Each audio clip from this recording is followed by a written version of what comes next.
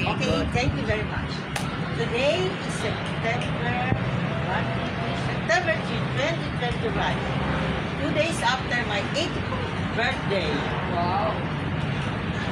Now I am here in the government service insurance system, and I'm so happy and pleased that I read the theme of our beloved Sacred Prophetic Civil Service Commission.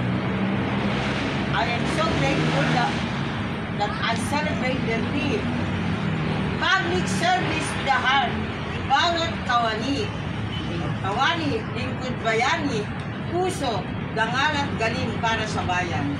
And now I offer this as we prepare for the September 11th birthday of His Excellency President Ferdinand Edralin Marcos, whom I was able to see in Hawaii. And also September 13, 2025, birth anniversary of the second Sacred Prophetic President for the Philippine Republic, President Ferdinand Romualdez Marcos Jr. Thank you, our ancestor saints and hero. God bless us all. Amen. Sa YouTube channel.